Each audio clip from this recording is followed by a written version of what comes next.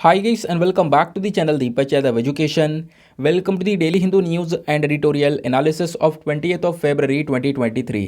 तो गाइज आज है तारीख 20 फरवरी 2023 और है Monday.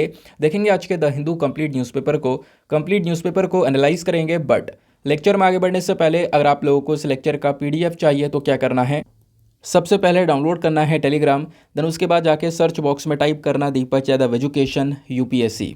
As you can see guys आप लोगों को ये वाला चैनल मिल जाएगा, इस पर क्लिक करना और जाकर इस चैनल को ज्वाइन कर लेना। ज्वाइन करने से फ़ायदा क्या होगा, यहाँ पर डेली बेसिस पर लेक्चर का पीडीएफ मिल जाता है, डेली करंट अफेयर के वीडियो का पीडीएफ मिल जाता है और डेली बेसिस पर बहुत सारे डिजिटल नोट्स मिल जाते हैं। नाउ बढ़ते हैं आगे बढ़ने से पहले हमेशा की तरह हम लोग अपने लेक्चर को एक मैप के क्वेश्चन के साथ स्टार्ट करेंगे। तो आज आप सभी लोगों को मैप में जाकर देखना है देवरीगढ़ टाइगर रिजर्व को, काफ़ी ज़्यादा चर्चा में है, इसको अच्छे से मैप में देखना। देन उसके बाद आकर नीचे कमेंट सेक्शन में टाइप करना जिससे कि आप लोग इसको लंबे समय तक याद रख पाओगे। साथ ही साथ एक क्वेश्चन सॉल्व करेंगे जो कि यूपीएससी प्रीवियस ईयर साल 2021 के प्रीलिम्स में पूछा गया था। डेली बेसिस पर हम लोग यहाँ पर एक प्रीवियस ईयर क्वेश्चन को भी सॉल्व करते हैं।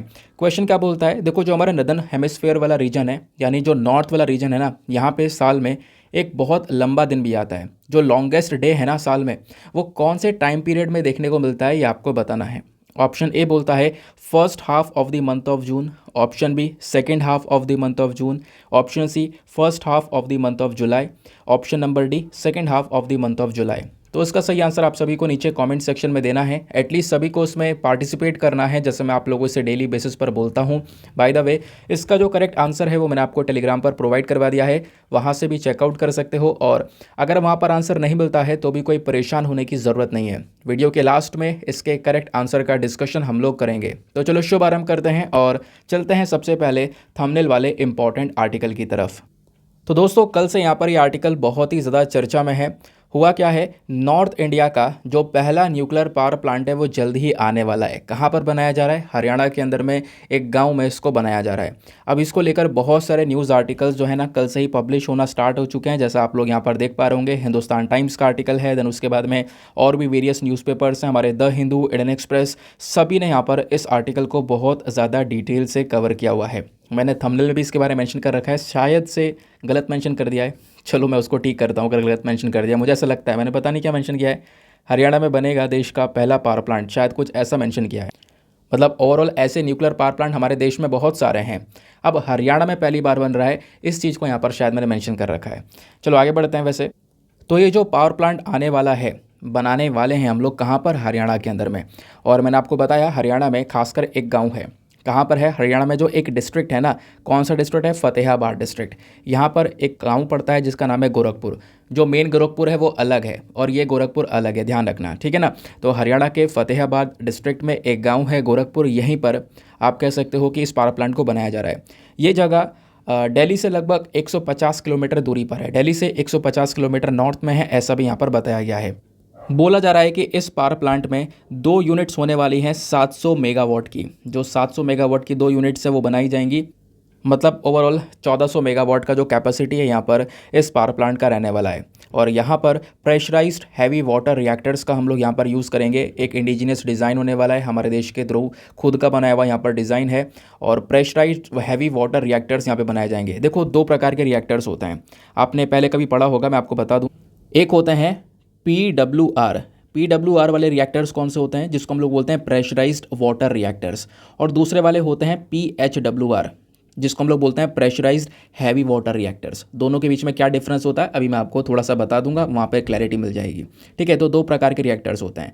अभी जो यहाँ पे बनाया जा रहा है हरियाणा के अंदर में, थोड़ा एडवांस लेवल का प्रेशराइज्ड हैवी वाटर रिएक्टर्स को बनाया जा रहा है। वैसे दुनिया भर में जितने भी न्यूक्लियर रिएक्टर्स आपको सिचुएटेड देखने को मिलेंगे वो ज़्यादातर PWR वाले होते हैं, लेकिन अभी जो यहाँ पर एक स्पेशल टेक्निक वाला PHWR वाला यहाँ पर रिएक्टर्स को बनाया जा रहा है, ठीक है।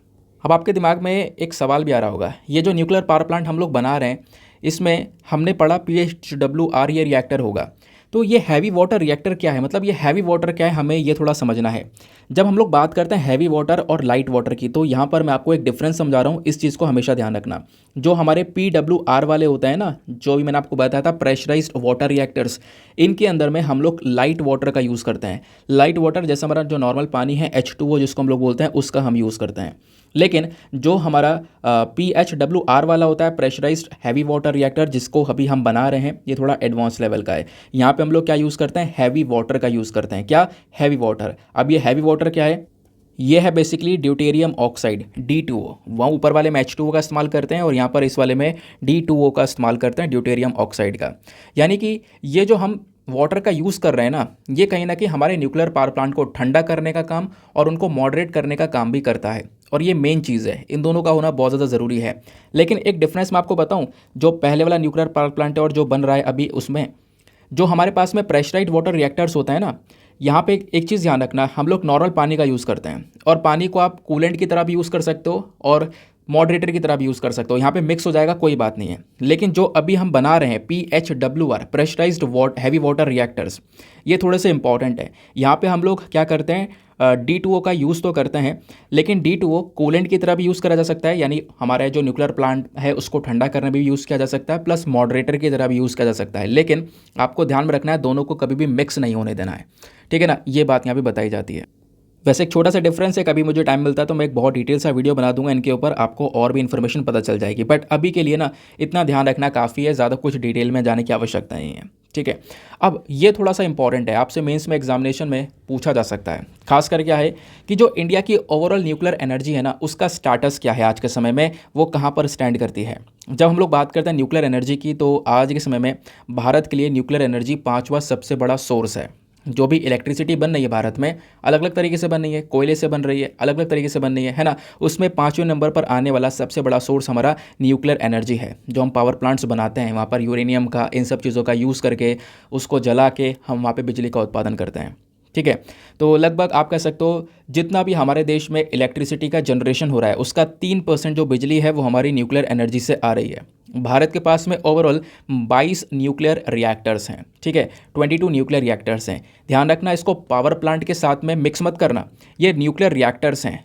ओवरऑल 7 पावर प्लांट्स हैं। अब वो 7 पावर प्लांट्स हमारे देश में कहाँ कहाँ पर है ये देख सकते हो, है ना। ये पावर प्लांट्स यहाँ पर 2-3 न्यूक्लियर रिएक्टर्स हो सकते हैं। जैसे अभी जो नया पावर प्लांट आ रहा है, यहाँ पे 2 रिएक्टर्स लगाए जाएंगे। ऐसे रिएक्टर्स यहाँ पे एक पावर प्लांट में एक से ज़्यादा हो सकते हैं, ठीक है। तो पावर प्लांट 7 हैं। जैसे एक यहाँ पर आपको देखने को मिल जाएगा Narora atomic power plant, then उसके बाद में यहाँ पर आपको कोटा में एक पावर प्लांट देखने को मिल जाएगा। देन उसके बाद में यहाँ पे आप लोग देख पाओगे ककरा पर एटॉमिक पावर प्लांट है गुजरात के अंदर में, तारापुर एटॉमिक पावर प्लांट है महाराष्ट्र में, कायगा जनरेटिंग स्टेशन आपको देखने को मिलेगा कर्नाटका में, then Kudankulam nuclear power station देखने को मिलेगा तमिलनाडु में, मद्रास एटॉमिक पावर प्लांट देखने को मिलेगा तमिलनाडु में, है ना। तो साउदर्न वाले रीजन में आपको थोड़े ज़्यादा पावर प्लांट्स दिख रहे हैं।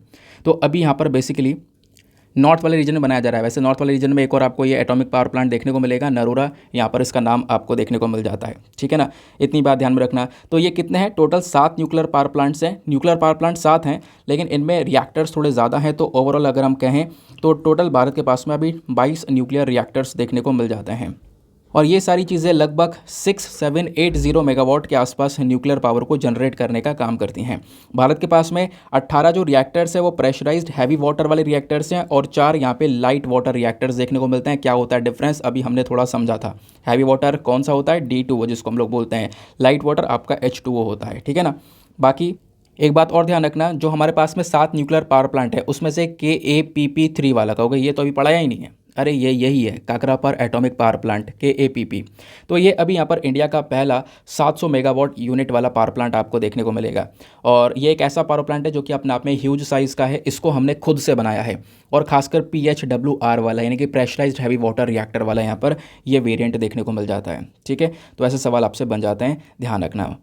फिर मैं आपको बता दूं यूपीएससी ने साल 2011 में ऐसे एक प्रश्न पूछ लिया था। ऐसे चलते चलते एक क्वेश्चन आ जाता है। क्वेश्चन क्या था, जो हम लोग हैवी वाटर का यूज़ करते हैं अपने न्यूक्लियर रिएक्टर्स में, उसका मेन फंक्शन क्या है। यहाँ पे नीचे आपको ऑप्शन दिए गए। पहला, जो हमारे न्यूट्रॉन्स होते हैं उसकी स्पीड को स्लो डाउन करना। दूसरा, न्यूट्रॉन्स की स्पीड को इंक्रीज़ करना।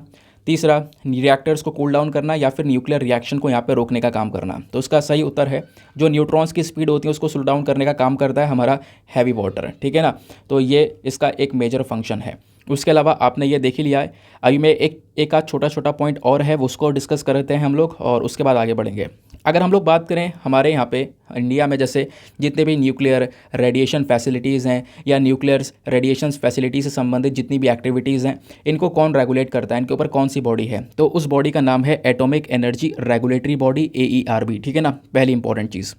दूसरा, अगर आपसे पूछा जाए कि ये जो न्यूक्लियर पावर प्लांट्स है भारत में, इसमें से नए वाले और सबसे बड़े साइज़ के न्यूक्लियर पावर प्लांट्स कौन से हैं, नए और सबसे बड़े साइज़ के, तो नए में कुदानकुलम जो है ये बिल्कुल नया है, तमिलनाडु के अंदर में, और ह्यूज साइज़ में है ये, ठीक है, एक लार्जेस्ट न्यूक्लियर पावर प्लांट है। फिर आपसे क्वेश्चन पूछा जाए कि हमारे देश का पहला न्यूक्लियर पावर प्लांट और बहुत ज़्यादा पुराना न्यूक्लियर पावर प्लांट कौन सा है, तो यहाँ पे कह सकते हो महाराष्ट्र का तारापुर पावर प्लांट आपको देखने को मिलेगा, जो कि अभी फंक्शन कर रहा है, उसकी बात हम लोग एग्जैक्टली कर रहे हैं, ठीक है ना। आई होप गाइज आपको यहाँ पर एक क्लैरिटी मिल चुकी है, और कोई भी क्वेश्चन आता है, चाहे वो वनडे एग्जामिनेशन में आए, चाहे वो UPSC में आए, चाहे वो प्रीलिम्स में आए, चाहे वो मेंस में आए, आप उसको हैंडल कर पाओगे आराम से। नेक्स्ट न्यूज़ आर्टिकल पर आते हैं। नेक्स्ट आर्टिकल में ज़्यादा कुछ नहीं है, लेकिन फिर भी काफ़ी इंपॉर्टेंट है, पहले कई बार ऐसे सवाल बन चुके हैं। तो यहाँ पे हम लोग बात करने वाले हैं अरुणाचल प्रदेश के 37th स्टेटहुड डे के बारे में। तो ये जो पेज आप पूरा देख रहे हो ना, ये अरुणाचल प्रदेश को डेडिकेट किया गया है। अरुणाचल प्रदेश का जो है ना 37वां स्टेटहुड डे आज यहाँ पर मनाया जा रहा है। तो अगर हम लोग डिस्कस करना है इसमें कुछ, तो आपको थोड़ा हिस्टोरिकल बैकग्राउंड डिस्कस करना होगा, अरुणाचल प्रदेश के बारे में जानना होगा, क्योंकि ऐसे क्वेश्चंस बनते रहते हैं, और खासकर अब की बार हमारे लिए जो नॉर्थ ईस्टर्न रीजन है ना, वो बहुत ज़्यादा इंपॉर्टेंट है, ठीक है ना। तो चलो इसमें क्या क्या पढ़ना है, जैसे आपने एक आर्टिकल देखा, यहाँ पर थोड़ा सा आपने पेज देखा है, बस इसके अलावा मैं आपको बताता हूँ कि एग्जैक्टली आपको कवर क्या करना है, यानी कि पेपर में क्वेश्चन कहाँ से आएगा, मैं आपको ये बताता हूँ। तो हाल ही में यहाँ पर इसके बारे में चर्चा की गई है, और अब की बार अरुणाचल प्रदेश का 37वां स्टेटहुड डे मनाया जा रहा है, ध्यान रखना। अब यानी कि स्टेटहुड डे मना रहे हैं, यानी कि आप कह सकते हो कि लगभग 37 साल हो चुके हैं अरुणाचल प्रदेश को एक भारत का राज्य बने हुए, और अभी यहाँ पर ये कब बना था, कैसे बना था, ये डिस्कस करना इंपॉर्टेंट है। हमारे इंडियन कॉन्स्टिट्यूशन में लगभग 55th अमेंडमेंट किया गया था, यानी कि 55वां संशोधन किया गया था भारतीय संविधान में 1986 में। देन उसके बाद में अरुणाचल प्रदेश उस संशोधन के माध्यम से, उसकी मदद से यहाँ पर भारत का 24वां राज्य बनता है। 24वां राज्य कब बनता है, एग्जैक्टली तारीख है 20 फरवरी 1987, और आज कौन सी तारीख है, आज भी 20 फरवरी ही है, ठीक है, बात क्लियर हुई। इस वजह से आज जो है 37th यहाँ पर स्टेटहुड डे मना रहे हैं, क्योंकि 20 फरवरी 1987 में जो अरुणाचल प्रदेश है ये भारत का एक राज्य बना था। अब मैं आपको एक पिक्चर दिखाता हूँ। तो पहले हम लोग लोकेशन देख लेते हैं, क्योंकि लोकेशन बहुत इंपॉर्टेंट है, आपसे पूछ ली जाती है। ये हमारे इंडिया का पूरा नॉर्थ ईस्टर्न जोन है, ठीक है ना, नॉर्थ ईस्टर्न रीजन आपको देखने को मिलेगा, और यहाँ पर एग्जैक्टली आपको अरुणाचल प्रदेश कहाँ पे देखने को मिलेगा, जस्ट ऊपर, सबसे ऊपर, जो कि एक बहुत लंबी चौड़ी बाउंड्री शेयर करता है चाइना के साइड में भी, ठीक है, चाइना के साथ में अरुणाचल प्रदेश की कैपिटल ईटानगर आपको यहाँ पर देखने को मिल जाएगी। प्लस और किस किस के साथ में बाउंड्रीज शेयर करता है अरुणाचल प्रदेश, नीचे आपको असम देखने को मिलेगा, और नागालैंड के साथ में एक छोटी सी बाउंड्री को शेयर करता है। उसके साथ साथ म्यांमार के साथ में एक बड़ी सी बाउंड्री को यहाँ पर ये अरुणाचल प्रदेश शेयर करता है, ठीक है, बात क्लियर हो गई, आगे आते हैं। अब जब हम लोग अरुणाचल प्रदेश के बारे में चर्चा कर रहे हैं, तो पहले हिस्टोरिकल बैकग्राउंड को समझते हैं, आखिरकार एग्जैक्टली क्या क्या हुआ था। देखो, जब अंग्रेज़ों का शासन चल रहा था 1972 तक, तो यहाँ पर यह जो अरुणाचल प्रदेश था, इसका नाम कुछ और हुआ करता था। क्या नाम था इसका, नॉर्थ ईस्ट फ्रंटियर एजेंसी यहाँ पर इसका नाम था। फिर उसके बाद में 20 जनवरी 1972 वो समय था जब अरुणाचल प्रदेश पहले एक यूनियन टेरिटरी बनता है, और इसका नाम चेंज कर दिया गया, अरुणाचल प्रदेश रख दिया गया। बाद में 1986 में इसको यहाँ पे स्टेटहुड का दर्जा दिया गया, एक राज्य का दर्जा दिया गया, और वो एक एक्ट के माध्यम से दिया गया था, state of Arunachal Pradesh act 1986। और ध्यान रखना 55th जो अमेंडमेंट है वो इंडियन कॉन्स्टिट्यूशन में किया गया था। उसके बाद यहाँ पे अरुणाचल प्रदेश को एक राज्य बनाया गया, ठीक है, बात क्लियर हुई, आगे आते हैं। फिर उसके बाद में जोग्राफिकल इंडिकेशन की बात करें, तो ये जो स्टेट है ना, ये पूरी तरह से असम से बनकर आया है, क्योंकि मैं आपको बताऊं नॉर्थ ईस्टर्न रीजन में एक समय पे असम एक बहुत बड़ा एरिया हुआ करता था। असम से ही बहुत सारे जो असम के आसपास के राज्य हैं वो निकले हैं। ऐसे ही यहाँ पर ये जो स्टेट है अरुणाचल प्रदेश, ये भी असम से निकला हुआ है। लगभग 1987 में यहाँ पर ये असम से फॉर्म हुआ था। फिर उसके बाद में मेंशन किया गया वेस्टर्न साइड में इसके, मैंने आपको वैसे लोकेशन दिखा दी है। वेस्ट में जब आप देखोगे तो इसके भूटान नज़र आएगा, भूटान के साथ में अरुणाचल प्रदेश बाउंड्री को शेयर करता है। देन उसके साथ साथ यहाँ पर आप कह सकते हो नदर्न रीजन में जो तिब्बत वाला रीजन है, यानी कि जो तिब्बत है उसको चाइना ने कब्जा लिया है, अभी चाइना के कब्जे में है, तो उसके साथ में बाउंड्री को यहाँ पर ये शेयर करता है। साउथ में नागालैंड और म्यांमार के साथ में, और इसका एक रीजन यहाँ पर असम के साथ में भी यहाँ पर बाउंड्री को शेयर करता है। वो अभी हम मैप में देख चुके हैं ऑलरेडी। डेमोग्राफी की बात करें तो अरुणाचल प्रदेश की जो कैपिटल है वो है ईटानगर, और यहाँ पे टोटल लिटरेसी रेट की बात करें, कितने लोग पढ़े लिखे हैं, तो अगर सेंसस 2011 के अकॉर्डिंग अगर हम बात करते हैं तो स्टेट में अच्छी खासी लिटरेसी रेट आपको देखने को मिल जाती है 65.38% की, जिसमें मेल की लिटरेसी रेट है 72.55% और फीमेल लिटरेसी रेट है 57.70%। ये सेंसस 2011 के अकॉर्डिंग बताया जा रहा है। देन सेक्स रेशियो की बात करें तो यहाँ पर सेंसस अगेन 2011 के अकॉर्डिंग बात करें तो 938 फीमेल पर 100 मेल आपको यहाँ पर ये इसका सेक्स रेशियो देखने को मिलेगा। देन ये जो राज्य है यहाँ पे बहुत सारी ट्राइब्स पाई जाती हैं, बहुत सारी ट्राइब्स यहाँ पे रहती हैं, लगभग 26 से ज़्यादा जो मेजर ट्राइब्स हैं उनका यहाँ पर ये घर है अरुणाचल प्रदेश। इनफैक्ट बहुत सारी सब ट्राइब्स भी पाई जाती हैं, ये मेजर ट्राइब्स हैं, अभी इन्हीं के अंडर में कुछ और सब ट्राइब्स भी आती हैं, तो लगभग 100 से ज़्यादा अलग अलग सब ट्राइब्स भी पाई जाती हैं यहाँ पे। प्लस अभी ऐसी बहुत सारी और ट्राइब्स हैं जिनको अभी प्रॉपरली एक्सप्लोर नहीं किया गया, जिनके बारे में भी कोई प्रॉपरली जानकारी है नहीं, ठीक है। वैसे अगर आप पूरे अरुणाचल प्रदेश को देखोगे तो यहाँ पर 65% के आसपास जो पॉपुलेशन है वो ट्राइबल पॉपुलेशन ही देखने को मिलती है। मेन ऑक्यूपेशन क्या है, क्या लोग करते हैं, कैसे कमाते खाते हैं यहाँ पे, तो जो मेन ऑक्यूपेशन इनका वो है एग्रीकल्चर। ये ज़्यादातर जो स्टेट है ना, इनकी मोस्टली जो पॉपुलेशन है वो यहाँ पर डिपेंड है एग्रीकल्चर के ऊपर में, और ख़ासकर एग्रीकल्चर में भी जो जूम कल्टीवेशन है वो किया जाता है। मैंने आपको जूम कल्टीवेशन कई बार पढ़ा रखा है। पहले यहाँ पे जंगल में एक एरिया को देखा जाएगा, साफ़ किया जाएगा, खेती की जाएगी, फिर यहाँ पे उसको हटा दिया जाएगा, है ना। खेती करने के बाद में, फसल लेने के बाद में जो भी फसल निकलेगी 1-2 साल में, उसके बाद यहाँ पर उसको एरिया को जला के साफ़ कर दिया जाएगा, ताकि वहाँ पे वापस से जो वेजिटेशन है वो ग्रो हो जाए। फिर दूसरे एरिया को देखा जाएगा, दूसरे एरिया में यहाँ पे क्या होगा, हम लोग फिर से वैसे ही काम करेंगे। तो इस प्रकार से जो एग्रीकल्चर है उसको शिफ्ट करते रहते हैं एक एरिया से दूसरे एरिया में, तो इसको हम लोग जूम कल्टीवेशन के नाम से भी जानते हैं और शिफ्टिंग कल्टीवेशन के नाम से भी जानते हैं, ठीक है। और उसके बाद यहाँ पे मैंने आपको बताया ये वाला कल्टीवेशन सबसे पॉपुलर है। उसके अलावा कुछ और कैश क्रॉप्स भी यहाँ पे उगाई जाती हैं, फॉर एग्जांपल पोटैटोज़ वगैरह भी यहाँ पर उगाई जा रही हैं। उसके साथ साथ कुछ हॉर्टिकल्चर क्रॉप्स हैं, जैसे पाइनएप्पल, एप्पल, ऑरेंजेस, यानी जो हमारे फ्रूट्स हैं, ये भी यहाँ पर काफ़ी ज़्यादा ग्रो किए जाते हैं। बायोडाइवर्सिटी की अगर हम बात करें तो अरुणाचल प्रदेश का जो स्टेट एनिमल है वो है मिथुन, इसको हम लोग गयल भी बोलते हैं। बाकी स्टेट बर्ड जो है वो है हॉर्नबिल, ठीक है, स्टेट बर्ड इसकी हॉर्नबिल है, ध्यान रखना। और जो दिबांग बायोस्फीयर रिजर्व है ना, वो भी अरुणाचल प्रदेश में ही है। इसके अलावा बहुत सारे और प्रोटेक्टेड एरियाज़ अरुणाचल प्रदेश में देखने को मिलते हैं, जैसे Namdapha national park, very important, directly UPSC ने क्वेश्चन पूछा था, खासकर हुलो गिबों को लेकर क्वेश्चन पूछा था कि जो हुलो गिबों है ये कहाँ पे पाया जाता है, ये केवल नमदपा नेशनल पार्क में पाया जाता है, ठीक है। उसके अलावा Mouling national park, Sessa orchid sanctuary, Dibang wildlife sanctuary, ये सब अरुणाचल प्रदेश में स्थित है। देन पक्के टाइगर रिजर्व भी आपको अरुणाचल प्रदेश में ही देखने को मिलेगा। अरुणाचल प्रदेश की ट्राइब्स के बारे में जब हम लोग बात करते हैं तो कुछ इंपॉर्टेंट ट्राइबल ग्रुप्स हैं, जैसे मोनपास, नईशी, अपातानी, नॉक्टिस, उसके बाद में शेरडुकपेंस। तो इस प्रकार से यहाँ पे अलग अलग जो मेजर ट्राइब्स हैं वो देखने को मिल जाती हैं अरुणाचल प्रदेश के अंदर में, ठीक है ना। तो ये कुछ ट्राइब्स के नाम थे। आई होप गाइज आपको यहाँ पर ये चीज़ें भी अच्छे से क्लियर हो चुकी होंगी। तो ये कुछ डेटा था जो कि अलग अलग जगह पर प्रेजेंट है, वहाँ से इस डेटा को लिया गया है। नेक्स्ट न्यूज़ आर्टिकल पर आते हैं। देखो आपसे यहाँ से क्वेश्चन बन सकता है, ट्राइब्स, उसके बाद में यहाँ पर स्टेट एनिमल है ना, स्टेट बर्ड, उसके बाद में प्रोटेक्टेड एरियाज़, सभी कुछ कवर कर लिया है ना। दोस्तों आगे बढ़ने से पहले मेक श्योर करना वीडियो पे जो लाइक का बटन है उसको प्रेस कर देना। एक छोटा सा हमारा टारगेट है 5K प्लस लाइक्स का, जिसको आप अचीव करवा सकते हो। साथ ही साथ में मेरे साथ में इंस्टाग्राम पे कनेक्ट कर सकते हो। इंस्टाग्राम पे जाना, सर्च बॉक्स में लिखना दीपक यादव एजुकेशन, आपको ये प्रोफाइल मिलेगा। यहाँ पे 11,000 से ज़्यादा लोग मेरे साथ में जुड़े हुए हैं, आप भी मेरे साथ में पर्सनली जुड़ सकते हो। ना आते हैं अगले इंपॉर्टेंट आर्टिकल की तरफ। नेक्स्ट आर्टिकल को आप लोग GS पेपर नंबर 2 पॉलिटी के पॉइंट ऑफ व्यू से लिंक कर पाओगे। अच्छा, आज से मैंने 3-4 दिन पहले शायद आपको बताया था, एक आर्टिकल मैंने डिटेल से डिस्कस भी किया था, जहाँ पे रिनंसिएशन ऑफ इंडियन सिटीजनशिप को कवर किया था कि भारत के जो लोग हैं, काफ़ी सारे लोग इंडिया को छोड़कर दूसरे देशों में जा रहे हैं, भारत की नागरिकता को छोड़ रहे हैं। उसके बारे में मैंने आपको काफ़ी डिटेल से समझाया था, याद आ रहा होगा, ठीक है। चलो नहीं याद आ रहा है तो कोई बात नहीं, आज आर्टिकल थोड़ा सा रिपीटेड है, वापस से एक आर्टिकल आया है, तो यहाँ पर भी उन्हीं चीज़ों को कवर किया गया है। क्या मेंशन किया गया, जो इंडियंस हैं वो यहाँ पर वेस्टर्न कंट्रीज़ में जा रहे हैं और वहीं पर रुक जा रहे हैं। अच्छा, इसमें ना कुछ लोगों की स्टोरी दी गई है, जैसे यहाँ पर एक पर्सन है पंकज शर्मा, है ना, ये कनाडा जाते हैं 2019 में। देन उसके बाद में मतलब इनकी वाइफ भी वहाँ पे कनाडा में रहती हैं।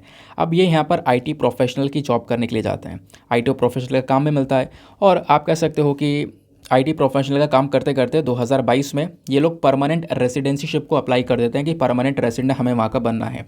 ठीक है, अब इसको अप्लाई कर दिया इन्होंने और कुछ दिन बाद इनको जो है अपनी परमानेंट रेसिडेंसीशिप जो है वो मिल गई है। तो जो प्राइमरी रीज़न नज़र आया है ना लोगों का, लोग जो इंडिया से जा रहे हैं दूसरे कंट्रीज़ में, उसका जो मेन रीज़न है वो है प्रोफेशनल रीज़न, प्रोफेशन की वजह से। प्लस अब ये लंबे समय से वहाँ पे रह रहे हैं तो इनसे यहाँ पर कुछ और चीज़ें पूछी गई, तो इन्होंने ये बताया कि प्रोफेशन के अलावा भी और कई सारी चीज़ें हैं। जैसे अगर हम बात करें स्पेसिफिकली दिल्ली की, तो यहाँ पर एयर पोल्यूशन बहुत ज़्यादा है और एयर पोल्यूशन की वजह से जो कंप्लेंट्स हैं, इनकी डॉटर को शायद कोई इन्फेक्शन वगैरह हो गया था, उसके बारे में बता रहे हैं। लेकिन जब से ये कनाडा गए हैं तब से कोई चेस्ट इन्फेक्शन की जो कंप्लेंट है वो नहीं निकल कर आई है, कोई यहाँ पर प्रॉब्लम नहीं हुई है, ऐसा यहाँ पर ये मेंशन कर रहे हैं। देन उसके बाद ज़्यादातर जो लोग हैं वो भी यहाँ पर इस रिपोर्ट में बताया गया कि जो मुंबई, दिल्ली, कोलकाता, पुणे, चेन्नई, गुरुग्राम, अहमदाबाद, बेंगलुरु, हैदराबाद, इन शहरों से बिलोंग कर रहे हैं ना, वही लोग ज़्यादातर विदेश में जा रहे हैं। क्यों? क्योंकि यहाँ पे जो रह रहे लोग हैं ना, उनकी जो इनकम है वो काफ़ी ज़्यादा अच्छी है। वो लोग आज के समय पे HNI वाली कैटेगरी में आते हैं। HNI वाली क्या होता है? High net worth individuals. High net worth individuals है जिनकी जो लगभग वेल्थ कह सकते हो 8 करोड़ से ज़्यादा की वेल्थ है, वही लोग यहाँ पर ज़्यादातर जा रहे हैं बाहर। ऐसा भी यहाँ पर एक रिपोर्ट ने हम लोग को बताया। उस रिपोर्ट का नाम है हेनले ग्लोबल सिटीजन रिपोर्ट। ठीक है ना, तो ये चीज़ें यहाँ पर पता चली हैं। तो ये सब यहाँ पर मेंशन किया गया इस आर्टिकल में। लेकिन ओवरऑल क्या ये डायरेक्टली एग्जाम में पूछा जाएगा? नहीं। हाँ, एक दो पॉइंट ध्यान रख सकते हो। क्या क्या पॉइंट ध्यान रखना है कि लोग क्यों जा रहे हैं? पहला प्राइमरी रीज़न है प्रोफेशनल रीज़न, प्रोफेशन की वजह से। दूसरा यहाँ पर हेल्थ केयर। तीसरा क्वालिटी ऑफ लाइफ। चौथा एजुकेशन। तो ये जो काफ़ी सारे मेन चीज़ हैं जिसकी वजह से लोग जो है ना आज के समय पर दूसरे कंट्रीज़ में जाके रह रहे हैं इंडिया की नागरिकता को छोड़कर। ठीक है, बात क्लियर हुई? आगे आते हैं। अब हम थोड़ा और डिटेल में लेकर चलेंगे चीज़ों को और समझेंगे कि जो इंडिया की सिटीजनशिप का रिनंसिएशन है, यानी कि अगर कोई इंसान भारत की नागरिकता को छोड़ना चाहता है तो वो कैसे छोड़ सकता है, क्या पूरा का पूरा प्रोसेस है, संविधान में क्या क्या लिखा हुआ है। तो रिसेंटली यहाँ पर मैं आपको बता दूँ, मैं एक और डेटा आपको बता रहा हूँ, ओवरऑल एक बड़ा डेटा, इसको आप यूज़ कर सकते हो एग्जामिनेशन में। ये इनको यूज़ करना थोड़ा मुश्किल हो जाएगा, ये यूज़ कर सकते हो। क्या है? लगभग 16 लाख से ज़्यादा जो इंडियंस हैं उन्होंने अपनी नागरिकता को छोड़ दिया है साल 2011 से अभी तक। ऐसी बात कहाँ पे बताई गई है? अभी रिसेंटली राज्यसभा में 9 फरवरी 2023 में ये इन्फॉर्मेशन दी गई थी। ठीक है, फिर उसके बाद में अगर हम इसमें अभी मैंने जो 16 लाख बताया है ना, ये लगभग 2021 तक का डेटा है। अगर आप लास्ट ईयर 2022 का मिला लोगे तो इसमें यहाँ पर ये इंक्लूडेड ही है। 2,25,620 लोग ऐसे थे जो कि पिछले साल 2022 में इंडिया की सिटीजनशिप को छोड़कर बाहर विदेशों में गए हैं। तो आप ओवरऑल ये ध्यान रख सकते हो 16 लाख से ज़्यादा इंडियंस ने 2011 से अपनी नागरिकता को यहाँ पर छोड़ दिया है। ठीक है, अब अगर हम बात करते हैं नागरिकता की यानी कि सिटीजनशिप की, तो संविधान में सिटीजनशिप के बारे में कहाँ कहाँ पर क्या क्या लिखा हुआ है।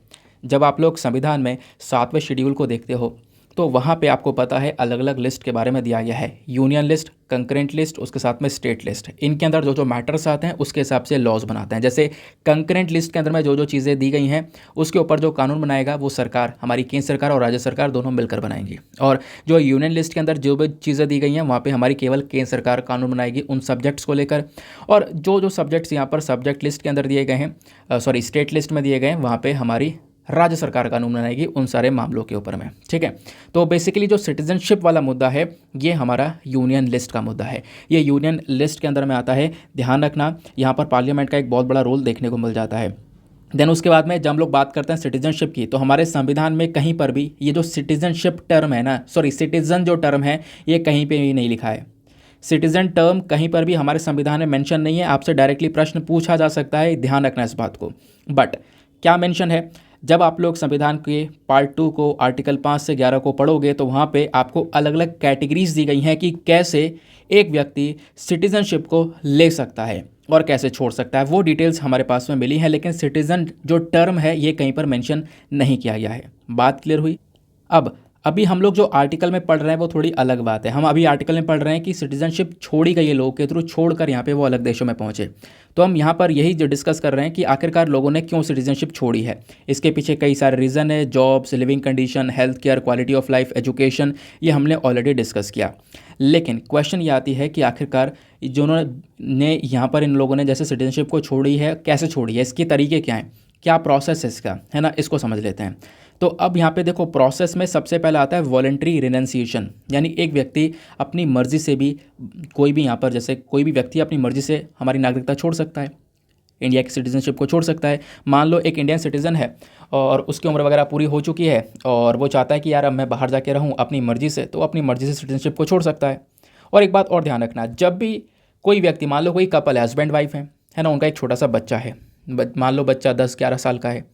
अब वो दोनों ने डिसाइड किया कि हम जा रहे हैं बाहर विदेश में किसी दूसरे कंट्री में रहने के लिए। वो मतलब हाई नेटवर्थ वाले इंडिविजुअल है, अच्छी खासी इनकम है, गए वो विदेश में रहने के लिए। जब वो विदेश में गए और उन्होंने सोचा कि चलो अब हम सिटीजनशिप को छोड़ ही दे रहे हैं, उन्होंने जब सिटीजनशिप छोड़ दी ना, तो ध्यान रखना, जैसे वो सिटीजनशिप छोड़ेंगे, छोड़ सकते हैं, जा सकते हैं वो कहीं पर भी, लेकिन जैसे ही वो छोड़ेंगे उनका जो बच्चा है, अगर वो माइनर चाइल्ड है, माइनर चाइल्ड मतलब 18 से कम उम्र का है, उसकी भी सिटीजनशिप ऑटोमेटिकली चली जाएगी, है ना। उन कपल के साथ में उस बच्चे की सिटीजनशिप भी चली जाएगी। तो कहोगे ऐसा कैसे हो सकता है? देखो, हो सकता है, बिल्कुल हो सकता है। बच्चा अभी 18 से कम उम्र का है, लेकिन जब बच्चा 18 साल का हो जाता है ना, 18 साल का पूरा हो जाता है, तो वापस से अपनी सिटीजनशिप को चाहे तो रिज्यूम करवा सकता है, वापस से उस सिटीजनशिप को ले सकता है। ये भी फैसिलिटी यहाँ पर अवेलेबल है, ठीक है। तो वॉलंटरी रिनंसिएशन आपको कवर हो गया। दूसरा यहाँ पे आ जाता है बाय टर्मिनेशन, यानी एक व्यक्ति की सिटीजनशिप को हम कैंसिल भी कर सकते हैं। यानी हमारा संविधान जो है ना, सिंगल सिटीजनशिप को अलाउ करता है। वेरी वेरी इंपॉर्टेंट, ये संविधान में डायरेक्टली लिखा हुआ है। सिंगल सिटीजनशिप का मतलब यहाँ पर यह है कि मान लो एक इंसान है, वो चाहता है कि इंडिया की सिटीजनशिप भी रहे मेरे पास और कनाडा की भी रहे। ऐसा नहीं हो सकता, क्योंकि भारत में सिंगल सिटीजनशिप का फॉर्मूला एप्लीकेबल है। अगर आप दूसरे देश की सिटीजनशिप ले लेते हो और भारत की सिटीजनशिप भी आपके पास में है, और अगर आपने दूसरे देश की ले ली, तो ऑटोमेटिकली भारत वाली सिटीजनशिप आपके पास में चली जाएगी और आप वहाँ से टर्मिनेट हो जाओगे, मतलब सिटीजनशिप आपकी टर्मिनेट हो जाएगी, ठीक है। तो अगर मान लो एक पर्सन दूसरे देश की जाके नागरिकता को लेता है, तो इससे उसका जो इंडिया का नागरिकता है वो ऑटोमेटिकली एंड हो जाएगा, क्योंकि हम लोग क्या करते हैं, हम लोग यहाँ पर डबल सिटीजनशिप को अलाउ नहीं करते हैं, ठीक है, सिंगल को अलाउ किया जाता है। दूसरा, एक और बहुत इंपॉर्टेंट पॉइंट है, जब भी हम लोग सिंगल सिटीजनशिप की बात करते हैं ना, तो हम लोग बात कर रहे हैं किसी और दूसरे देश में गया, भारत की ऑटोमेटिकली कैंसिल हो गई, लेकिन ये जो प्रोविज़न है ऑटोमेटिक कैंसिल वाला, ये कब अप्लाई नहीं होता? जब मान लो भारत किसी के साथ में, चाइना के साथ में युद्ध हो गया, वहाँ पे हम लोग वॉर में बिजी हैं, तब यहाँ पर ये वाला चीज़ अप्लाई नहीं हो पाता है, ठीक है ना। तो ये ध्यान में रख सकते हो। आगे आते हैं। तीसरा जो यहाँ पर आप कह सकते हो तरीका है जिससे सिटीजनशिप को छोड़ा जा सकता है, वो है डेप्रीवेशन ऑफ गवर्नमेंट। सरकार खुद यहाँ पे आपको आपकी नागरिकता आपसे छीन सकती है। अच्छा, कैसे? मान लो यहाँ पर सरकारों को लगता है कि आपकी नागरिकता छीननी चाहिए। अगर आपने क्या किया है, मान लो कोई सिटीज़न है जिसने यहाँ पे हमारे संविधान को डिसरिस्पेक्ट किया। अब संविधान को डिसरिस्पेक्ट करने की वजह से भी उसकी सिटीजनशिप को सरकार छीन सकती है। दूसरा, अगर मान लो एक व्यक्ति है जो कि फ्रॉड तरीके से हमारे यहाँ की सिटीजनशिप को ले चुका है, तो यहाँ पे उसकी सिटीजनशिप को भी छोड़ा जा सकता है। तीसरा, मान लो कोई एक ऐसा नागरिक है, ऐसा यहाँ पर सिटीज़न है जो कि एक देश के साथ में बातचीत कर रहा है, कम्युनिकेशन कर रहा है, व्यापार कर रहा है, और उस देश के साथ में हमारा युद्ध चल रहा है, वो हमारा बहुत बड़ा दुश्मन है, उसके साथ में कांटेक्ट रख रहा है, तो उस व्यक्ति की भी सिटीजनशिप सरकार छीन सकती है। उसके बाद नेक्स्ट पॉइंट, अगर मान लो एक व्यक्ति इंडिया से बाहर रह रहा है, 7 साल से लगातार कंटिन्यूसली बाहर रह रहा है, उसकी सिटीजनशिप भी इंडिया जो है, खासकर हमारी सरकार है, वो यहाँ पर रद्द कर सकती है। देन उसके बाद में आता है एक और पॉइंट, मान लो यहाँ पर एक सिटीज़न है जो कि यहाँ पर बाहर किसी देश में 2 साल सज़ा काट के आया है, उसकी सिटीज़न 2 साल की सज़ा हो चुकी है उसको, तो यहाँ पर उसकी भी सिटीजनशिप ली जा सकती है, ठीक है। तो क्या तरीके हैं रिनंसिएशन के, वो मैंने आपको बता दिया। रीज़न क्या है इसके पीछे का, वो आपने समझा। एक कहानी समझाई गई, रिपोर्ट्स बताई गई, क्या क्या था, सब कुछ क्लियर। चलो आगे आते हैं उसके बाद में नेक्स्ट आर्टिकल की तरफ। देखो, वैसे इस वाले डेटा में भी ये बताया गया है, आप 2011, 15, 19, 22 को देखोगे तो सबसे ज़्यादा जो लोगों ने सिटीजनशिप खोई है या सिटीजनशिप को त्यागा है वो 2022 में है। ये आप देख पा लोगे बार कहाँ तक जा रहा है। तो लगभग 2.25 लाख के आसपास इंडियंस थे जिन्होंने इंडियन सिटीजनशिप को साल 2022 में रेनाउंस किया, उन्होंने यहाँ पर छोड़ दिया, ठीक है। पिछले 10 सालों में सबसे ज़्यादा हाईएस्ट 2022 में हुआ है, ऐसा यहाँ पर मेंशन किया गया। नेक्स्ट आर्टिकल पर आते हैं। अगले आर्टिकल पर आते हैं। अगला आर्टिकल और भी ज़्यादा रेलिवेंट होने वाला है। क्या बात की जा रही है, हमारी जो नेवी है वो प्लानिंग कर रही है एक दूसरे विक्रांत जितने बड़े साइज़ का एक और एयरक्राफ्ट तैयार करने की। आपको पता होगा जो हमारे पास में एयरक्राफ्ट कैरियर हैं वो 2 एयरक्राफ्ट कैरियर हैं। एयरक्राफ्ट कैरियर क्या होता है, बड़े साइज़ का, बहुत विशाल साइज़ का एक जहाज़ जिसके ऊपर आप अपने विमान को, एयरक्राफ्ट्स को, हेलीकॉप्टर को, फाइटर एयरक्राफ्ट को रख सकते हो, इस पे से रख कर इसको उड़ा सकते हो, है। तो बड़े साइज़ का यहाँ पर ये जहाज़ देखने को मिलता है। तो हमारे पास में 2 अभी एयरक्राफ्ट कैरियर हैं। एक तो है INS विक्रमादित्य जो कि पुराना है, और एक है INS विक्रांत जो कि रिसेंटली अभी यहाँ पर इंडियन नेवी को सौंपा गया है, ठीक है। तो INS विक्रांत और INS विक्रमादित्य दो हमारे पास में एयरक्राफ्ट कैरियर हैं। लेकिन जो अभी विक्रमादित्य वाला है इसका जल्दी रिटायरमेंट होने वाला है, जल्दी अपनी सर्विस से रिटायर हो जाएगा। तो इसके लिए हमारे पास में एक ऑल्टरनेटिव होना चाहिए, मतलब एक दूसरा एयरक्राफ्ट कैरियर हमारे पास में रेडी होना चाहिए। तो वही यहाँ पर नेवी प्लान कर रहा है कि हमारे पास में एक दूसरा एयरक्राफ्ट कैरियर हो, और जो हमारा विक्रांत है ना उसी के साइज़ का हम लोग एयरक्राफ्ट कैरियर बनाएंगे, दूसरा वाला भी, ऐसा यहाँ पर बोला गया है। अब इस पूरे आर्टिकल में क्या बोला गया वो मैं आपको समझाता हूँ। अभी तक पता है बात क्या की जा रही थी? बात ये की जा रही थी कि एक नए साइज़ का, मतलब अब जो एयरक्राफ्ट कैरियर बनाएंगे बहुत बड़े साइज़ का बनाएंगे, एकदम विशाल साइज़ का बनाएंगे, इतने बड़े साइज़ का बनाएंगे कि वैसा एयरक्राफ्ट कैरियर कोई होगा नहीं। नई नई टेक्नोलॉजीज उसमें इंक्लूड करेंगे। लेकिन आपको पता है अगर मैं आपको 2 चैप्टर पढ़ने के लिए दूं, सपोज़ एक एग्जांपल दे रहा हूं आपको, मैं अगर 2 चैप्टर पढ़ने के लिए दूं, एक चैप्टर आपने बहुत अच्छे से, मतलब आपके दिमाग में एक एक पॉइंट उसका बैठा हुआ है, दूसरा चैप्टर ऐसा है जो कि आपने अभी तक पढ़ा ही नहीं है, बिल्कुल भी उसको उठाकर नहीं देखा है, और मैं आपको दोनों चैप्टर पढ़ने के लिए दूँ, तो आप कौन सा चैप्टर जल्दी निपटाओगे? पहला वाला, ऑब्वियस सी बात है। पहला वाला आपने पढ़ा हुआ है तो फटाक से यहाँ पे निपटा लिया, दूसरा वाला पढ़ा ही नहीं है तो आप पे टाइम लगने वाला है ना। लेकिन आप ऐसे ही यहाँ पर इसको समझ सकते हो। अभी यहाँ पर जो हमारे ऑफिसर्स उनका भी कहना यही है कि देखो अभी ना जो हमारी सोच थी कि हम लोग एक नया एयरक्राफ्ट कैरियर बनाएंगे एकदम अलग साइज़ का अलग टेक्नोलॉजी का, तो उसको अभी भूल जाओ, अभी उसको रोक दो। अभी जो आपने विक्रांत तैयार किया है ना, उसी विक्रांत की तरह ही एक और एयरक्राफ्ट कैरियर तैयार कर लो। क्यों? क्योंकि ये हम तैयार कर चुके हैं, हमें पता है कैसे हमने बनाया है, सारी इन्फॉर्मेशन हमारे पास में है, कैसे कैसे क्या क्या करना है हमें पता है। तो जितना समय इस विक्रांत में लग गया था ना, उसका आधा समय अब दूसरा विक्रांत बनाने में लगेगा। लेकिन अगर हम कुछ नया बनाते हैं तो उसमें इसका दुगना तिगना समय लग जाएगा। तो जल्दी यहाँ पे विक्रमादित्य रिटायर हो सकता है, तो इस वजह से हमें ज़्यादा वेट ना करके ऐसा ही विक्रांत साइज़ का एक और एयरक्राफ्ट कैरियर बना लेना चाहिए। उसकी प्लानिंग यहाँ पर चल रही है। उसके बाद बोला गया जब हमारे पास में दूसरा एयरक्राफ्ट कैरियर हो जाएगा तो विक्रमादित्य रिटायर हो जाएगा, कोई बात नहीं, हमारे पास में जो विक्रमादित्य की जगह है वो ये फुलफिल कर लेगा। उसके बाद जो टाइम बचेगा उसमें हम लोग यहाँ पर एक अपने अलग से अलग सोच का जो एयरक्राफ्ट कैरियर है वो बना सकते हैं। वो बात इस पर्टिकुलर आर्टिकल में मेंशन की गई है। उसके बाद हम उसमें कुछ चेंजेस करके कुछ नई चीज़ बना सकते हैं, लेकिन अभी के लिए हमें एज इट इज़ बनाना पड़ेगा। हम बना चुके हैं तो हमें यहाँ पर प्रैक्टिस उस चीज़ की, उतना समय अब नहीं लगेगा। ठीक है, तो आई होप गाइज आपको यहाँ पर ये जो आर्टिकल है वो अच्छे से क्लियर हो चुका है। यहाँ पे क्या बोला जा रहा है वो क्लैरिटी आपको यहाँ पर समझ में आ चुकी है। बट अभी मैं आपको 2 पिक्चर दिखाऊंगा, दोनों पिक्चर में आपको यहाँ पर एयरक्राफ्ट कैरियर का डिफरेंस समझ में आ जाएगा। आपको पता होगा ये पिक्चर्स मैं आपको पहले भी दिखा चुका हूँ। ये विक्रमादित्य है जिसको जो रिटायर होने वाला है, उसके बारे में चर्चा की जा रही है। पुराना वाला एयरक्राफ्ट कैरियर है, बड़े साइज़ का, आपको दिख रहा होगा। इसकी 284 मीटर की लेंथ है, 44,570 का इसका जो 44,570 टन का इसका वेट है, डिस्प्लेसमेंट वेट। हाइट की बात करें 60 मीटर्स की यहाँ पे इसकी हाइट देखने को मिल जाती है। इसकी कैपेसिटी इतनी है कि लगभग 34 एयरक्राफ्ट्स को ये अपने ऊपर रख सकता है, 34 एयरक्राफ्ट को रखकर ये आगे बढ़ सकता है। अब INS विक्रमादित्य तो लेकिन पुराना हो गया है, अब हम लोगों ने अपना खुद का INS विक्रांत बना लिया है। INS विक्रांत की अपने आप में कुछ नए इंपॉर्टेंट फीचर्स आपको देखने को मिलेंगे। जैसे यहाँ पर अगर हम बात करें तो इसकी जो लेंथ है वो लगभग 262.5 मीटर्स की है। जितने 2 फुटबॉल वाले ग्राउंड होते हैं ना, उतने दोनों फुटबॉल ग्राउंड के साइज़ को मिला दो, उतना बड़े साइज़ का यहाँ पर ये एयरक्राफ्ट कैरियर है, उतना लंबा। हाइट की बात करें तो 61.6 मीटर्स की हाइट है, चौड़ाई की 61.6 मीटर्स की चौड़ाई है। और उसके बाद में इसका वेट की बात करें तो लगभग 42,800 डिस्प्लेसमेंट टन यहाँ पर इसका वेट देखने को मिल जाता है। काफ़ी सारे कंपार्टमेंट्स हैं इसके अंदर में, बहुत सारे वेपन्स यहाँ पे इंक्लूड किए गए हैं। यहाँ पर भी 30 से ज़्यादा आप इसके ऊपर एयरक्राफ्ट्स को रख सकते हो, ये इसकी कैपेसिटी है। ठीक है, तो वो बात यहाँ पर एग्जैक्टली बताई गई। क्लियर हो गया? तो ये यहाँ पर INS विक्रांत यानी इसी एयरक्राफ्ट की तरह एक और एयरक्राफ्ट कैरियर हम लोगों को बना लेना चाहिए, ऐसा यहाँ पर बोला जा रहा है। नाउ नेक्स्ट आर्टिकल पर आएंगे। अब देखो अगले आर्टिकल में क्या मेंशन किया गया है। देखो आपको पता है ना, कोई भी जो मिनिस्टर है या कोई भी जो स्टेटमेंट दे रहा है, स्टेटमेंट वाइज जो आर्टिकल है वो इतने खास इंपॉर्टेंट नहीं होते हैं, आपको ही पता है। लेकिन यहाँ पे कुछ रेलिवेंट चीज़ है। कल क्या तारीख थी? कल थी 19 फरवरी, और 19 फरवरी को छत्रपति शिवाजी महाराज जो जयंती है वो यहाँ पे मनाई जाती है।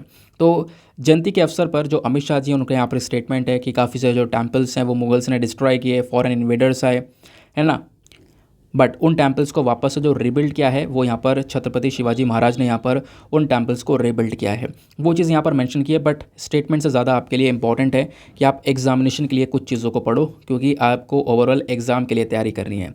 तो जब हम एग्जामिनेशन की बात करते हैं तो आपको पूछा जा सकता है बहुत सारी चीज़ें छत्रपति शिवाजी महाराज जी से रिलेटेड।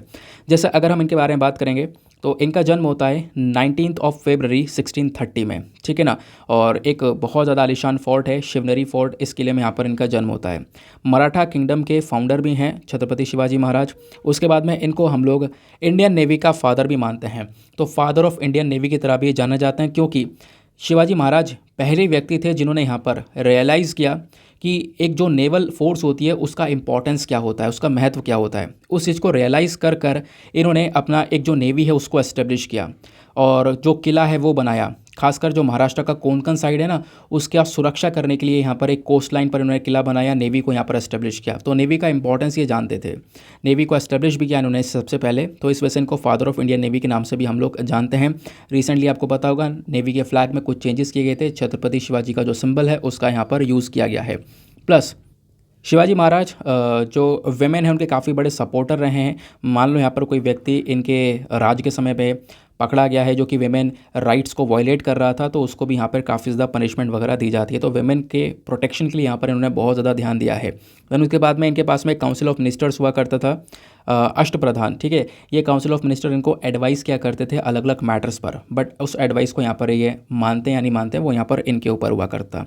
इनको माउंटेन रैड के नाम से भी जाना जाया करता था, ठीक है ना, क्योंकि यहाँ पर इनके पास में कुछ अलग अलग टैक्टिक्स थी, गोरिल्ला वॉरफेयर की टैक्टिक्स यहाँ पर यूज़ किया करते थे। मतलब जो दुश्मन है उसके ऊपर सरप्राइज अटैक वगैरह करना भी यहाँ पर ही जानते थे, ठीक है ना। तो ये चीज़ यहाँ पर इसमें मेंशन की गई है। तो बस खाली इतने से कुछ पॉइंट्स हैं जो आपको एग्जामिनेशन में पूछे जा सकते हैं, ध्यान रखना। नेक्स्ट आर्टिकल पर आते हैं। नाउ फाइनली आएंगे एडिटोरियल डिस्कशन पर। तो एडिटोरियल में हमारे पास में 3 रेलिवेंट एडिटोरियल्स हैं। सबसे पहला यह है सुप्रीम कोर्ट का जो ज्यूरिस्प्रूडेंस को लेकर जो पूरा मामला है, सुप्रीम कोर्ट का सील्ड कवर ज्यूरिस्प्रूडेंस को लेकर जो पूरा मामला है, आज से कुछ दिन पहले आया था बट कुछ नई नई चीज़ें यहाँ पर, तो वो भी हम लोग डिस्कस करेंगे। सिकल सेल एनीमिया को लेकर बातचीत की गई है, उसको यहाँ पर डिस्कस करेंगे। और इनके बाद में हमारे पास में एक और एडिटोरियल है, वो हमने इंडियन एक्सप्रेस से लिया है, वो भी काफ़ी ज़्यादा इंपॉर्टेंट है, उसको भी डिस्कस करेंगे। तो सबसे पहले हम, आपको पता है एडिटोरियल डिस्कशन से पहले लेते हैं एक मेंस का क्वेश्चन। तो आज का मेंस का क्वेश्चन क्या है, सबसे पहले उसको देखेंगे। स्क्रीन पर आप नीचे देख सकते हो इस वाले क्वेश्चन को। क्वेश्चन बोलता है what are the key challenges in promoting sustainable clothing in India and how can they be address to create a more environmentally responsible and socially conscious fashion industry. अब ये क्या है, मैं आपको मैटर समझाता हूँ। रिसेंटली क्या होता है, पार्लियामेंट के अंदर में हमारे जो पीएम मोदी हैं वो अपनी जो वेस्ट पहनते हैं ना ऊपर, वो एक वेस्ट पहन के आए थे, लेकिन वो जो वेस्ट है ना वो किससे बना था, प्लास्टिक बॉटल से बना हुआ था। तो वो जो सस्टेनेबल क्लॉथिंग है ना, जो प्लास्टिक बॉटल से बनाई गई है, उसी को हम लोग सस्टेनेबल क्लॉथिंग बोलते हैं, है ना। तो यहाँ पे यही बोला जा रहा है कि जो स्थायी कपड़ा है ना, इसको बढ़ावा देने में क्या क्या प्रॉब्लम्स आज के समय पर भारत में आ रही हैं, पूरा का पूरा अभी मैं एक एडिटोरियल डिस्कस करूंगा। आपको इसके रिगार्डिंग एक अच्छा कंटेंट मिलेगा, उसको सुनने के बाद में, समझने के बाद में आंसर को अटेम्प्ट करना, ठीक है। तो यहाँ पे आपको बताना है कि इंडिया के अंदर में जो स्थायी कपड़ा है, जो सस्टेनेबल क्लॉथिंग है ना, उसको बढ़ावा देने में क्या क्या परेशानियाँ, क्या क्या चैलेंजेस, क्या क्या चुनौतियाँ देखने को मिल रही हैं। दूसरा, यहाँ पर कैसे हम लोग इनको टैकल कर सकते हैं, ये आपको समझाना है। और जो हमारा एनवायरमेंट है, एनवायरमेंट की दृष्टि से यानी कि पर्यावरण की दृष्टि से अधिक जिम्मेदार और साथ ही साथ में सामाजिक रूप से जागरूक फैशन उद्योग बनाने के लिए उन्हें कैसे हम लोग यहाँ पर संबोधित कर सकते हैं, इसके बारे में यहाँ पर आपसे पूछा गया है। कैसे हम इसके इंपॉर्टेंस को और ज़्यादा एक्सप्लोर कर सकते हैं, उसके बारे में यहाँ पर मेंशन किया गया है। तो जब तक आपको सस्टेनेबल क्लॉथिंग का कॉन्सेप्ट समझ में नहीं आएगा, तब तक इस आर्टिकल को, इस आंसर को आप लिख भी नहीं सकते हो, है ना। तो अभी हम लोग आगे डिस्कस करेंगे, आगे पूरा एडिटोरियल में आपको कवर करवाऊंगा, उसके रिगार्डिंग आपको एक अच्छी सी इनफ इन्फॉर्मेशन मिल जाएगी, उसके बेसिस पर आप इस क्वेश्चन को अटैम्प्ट कर सकते हो। तो क्वेश्चन ध्यान से पढ़ लेना, सस्टेनेबल क्लॉथिंग में क्या चैलेंजेस और कैसे ये काफ़ी ज़्यादा इंपॉर्टेंट हो सकता है, कैसे एनवायरमेंटली इसको इंपॉर्टेंट कर सकते हैं हम लोग आगे, और कैसे यहाँ पर इसके बारे में जागरूकता लोगों में फैला सकते हैं, है ना। तो ये वे एग्जैक्टली एडिटोरियल आपको यहाँ पर देखने को मिलेगा, ठीक है ना। रिंकू घोष के थ्रू यहाँ पर ये आर्टिकल जो है वो लिखा गया है, जैसा आप यहाँ पर देख पा रहे होंगे, इंडियन एक्सप्रेस के अंदर यहाँ पर इसको पब्लिश किया गया है। PM Modi's push for sustainable clothing के बारे में यहाँ पर चर्चा की गई है। तो स्क्रीन पर नीचे आप लोग देखते हुए चल रहा, मैं आपको सारे के सारे जो रेलिवेंट पॉइंट्स हैं यहाँ पर कवर करवाऊंगा। तो हाल ही में जो भारत के प्रधानमंत्री हैं, ये पार्लियामेंट में पहुंचे और ब्लू कलर का इन्होंने वेस्ट पहना हुआ था, जो अभी हमने पिक्चर में देखा है ना थोड़ी देर पहले, एडिटोरियल वाला जो मैंने आर्टिकल दिखाया था वहाँ पिक्चर लगा हुआ है। तो ब्लू कलर का उन्होंने वेस्ट पहना है, और वो जो वेस्ट बना हुआ है ना, ऊपर की जो कोटी बनी हुई है, वो रिसाइकिल्ड प्लास्टिक वेस्ट से बनी हुई है, जो प्लास्टिक बॉटल्स होती हैं उनसे यहाँ पर बनी हुई है। तो ये कहीं ना कहीं यहाँ पर एक बहुत अच्छी चीज़ भी है, जो वेस्ट है उसका हम किस प्रकार से यूज़ कर रहे हैं। तो यहाँ पर पीएम मोदी ने एक जोर देने की कोशिश की है सस्टेनेबल क्लॉथिंग की तरफ। अभी क्या हो रहा है, अभी हम लोग फास्ट फैशन की तरफ काफ़ी ज़्यादा बढ़ चुके हैं। फास्ट फैशन समझते हो? फास्ट फैशन यहाँ पर क्या है, एक ऐसा डिज़ाइन है जहाँ पे हम लोग डिज़ाइन मैन्युफैक्चरिंग करते हैं और बहुत ज़्यादा मात्रा में कपड़े बना लेते हैं। बहुत ज़्यादा मात्रा में बहुत जल्दी जल्दी कपड़े बना लिए जाते हैं, बहुत जल्दी से, बहुत रैपिडली यहाँ पर उन कपड़ों को बनाया जाता है, उनको प्रोड्यूस किया जाता है। ठीक है। और इसमें क्या होता है, हम लोग लो क्वालिटी मटेरियल का यूज़ करते हैं, सिंथेटिक फैब्रिक, इन सब का ज़्यादातर यूज़ होने लगता है ना। और इसके चक्कर में जो कपड़े हैं थोड़े से कम महंगे आपको देखने को मिलेंगे, लेकिन कहीं ना कहीं यहाँ पे जो कंज्यूमर्स हैं उनको काफ़ी प्रॉब्लम्स यहाँ पर इससे होती हुई नज़र आएगी। जो ये फास्ट फैशन है अपने आप में ही ये हमारे एनवायरनमेंट के लिए भी नुकसानदायक है। कैसे नुकसानदायक है वो भी मैं आपको समझाऊंगा।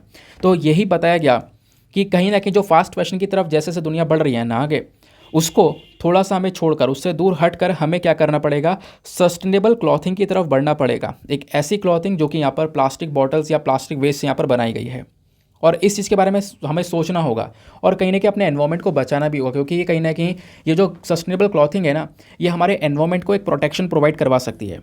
सस्टेनेबल क्लॉथिंग की जब हम लोग बात करते हैं तो यहाँ पर कुछ ऐसे गारमेंट्स, ऐसे कपड़े आ जाते हैं जिनको बनाया जाता है इको फ्रेंडली या सोशली रिस्पॉन्सिबल प्रैक्टिसेस के थ्रू, है ना। कुछ ऐसी चीज़ें जो कि इको फ्रेंडली है, एनवायरनमेंट फ्रेंडली है, उनका यूज़ किया जाता है ना। उनके माध्यम से हम लोग यहाँ पर सस्टेनेबल क्लॉथिंग को बनाते हैं, यानी इस प्रकार के जो कपड़े वगैरह वो बनाए जाते हैं। हालांकि इसमें काफ़ी समय लगता है, क्योंकि प्लास्टिक को आपको रिसाइकिल करना पड़ेगा, उससे यहाँ पर डिज़ाइंस वगैरह बनाने पड़ेंगे, तो उसमें थोड़ा समय लगता है, लेकिन एक काम की चीज़ है।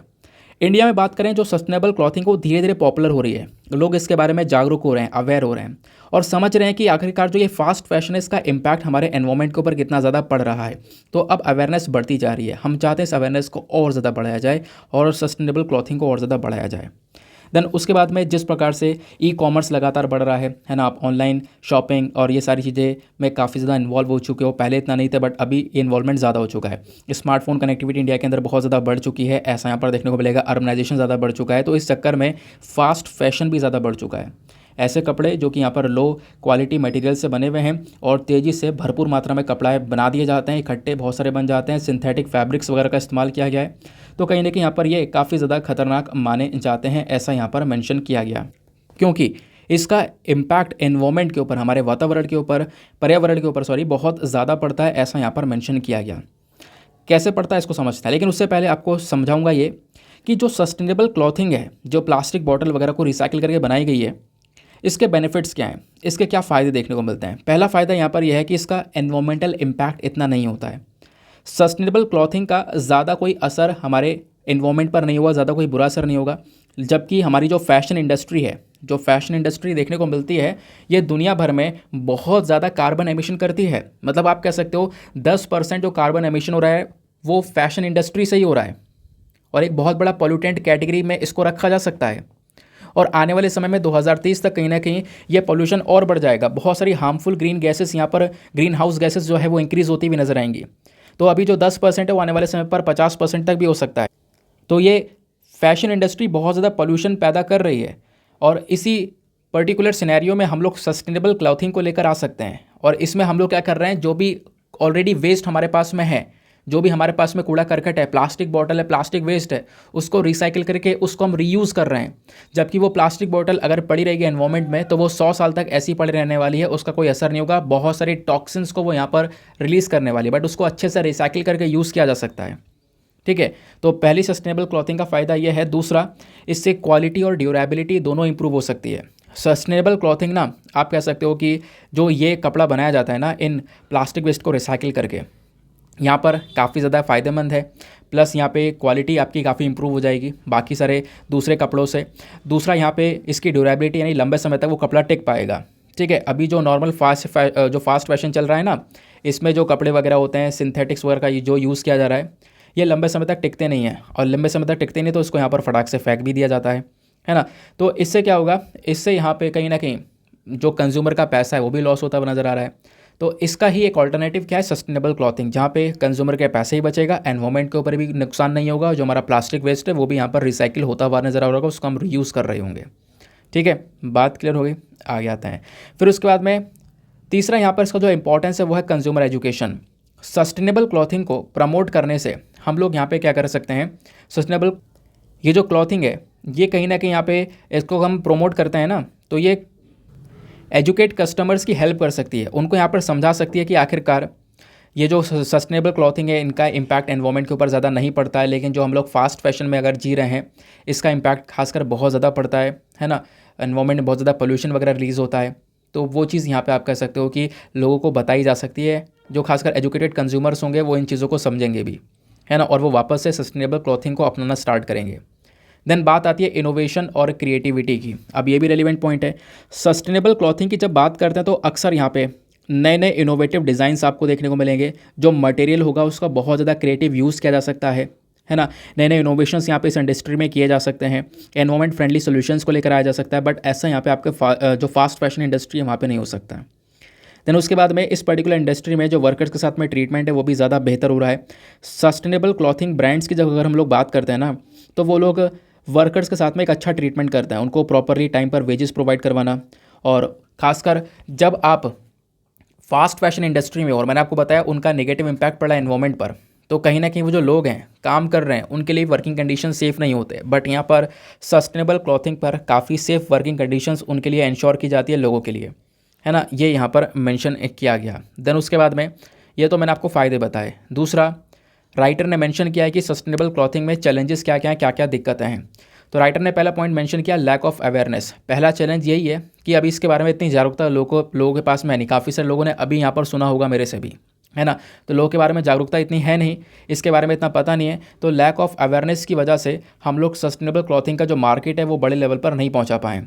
दूसरा जो रीज़न है वो है हाई कॉस्ट, क्योंकि यहाँ पर इसका जो प्राइस है वो काफ़ी ज़्यादा होता है। क्योंकि देखो ये इको फ्रेंडली है, समय ज़्यादा लगता है, आपको प्लास्टिक रिसाइकिल करके बनाना है, समय थोड़ा ज़्यादा लग जाता है, तो इसकी वजह से। दूसरा इको फ्रेंडली है, इसमें इको फ्रेंडली मटेरियल का यूज़ किया गया है। प्लस यहाँ पर बहुत सारी लेबर प्रैक्टिस, ऐसा नहीं सारा काम मशीन से चल रहा है, यहाँ पर लेबर का काफ़ी बड़ा यूज़ होता है। तो कहीं ना कहीं यहाँ पर इसमें जो कॉस्ट है ना वो काफ़ी ज़्यादा बन जाती है। तो जो लोअर इनकम वाले पीपल हैं वो उसको अफोर्ड नहीं कर पाते, फिर ये भी यहाँ पर प्रॉब्लम निकल कर आती है। तीसरी प्रॉब्लम है लिमिटेड अवेलेबिलिटी। ये प्रॉब्लम तो चली रही है, उसके साथ साथ एक प्रॉब्लम ये भी है कि अभी भी इंडिया में बहुत कम ही यहाँ पर इस प्रकार की जो क्लॉथिंग्स है वो अवेलेबल हैं।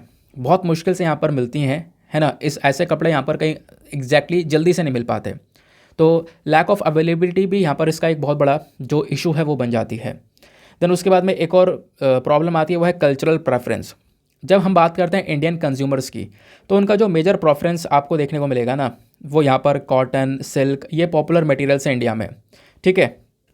और कुछ ऐसे मटेरियल्स इंडियन कंज्यूमर प्रेफर करते हैं जो कि इको फ्रेंडली नहीं है, ठीक है। तो उनका जो प्रेफरेंस है वही थोड़ा मैटर करता है, जैसी पसंद होगी वो फिर वैसे ही लेंगे, है ना। ये भी यहाँ पर देखो एक इशू निकल कर आता है।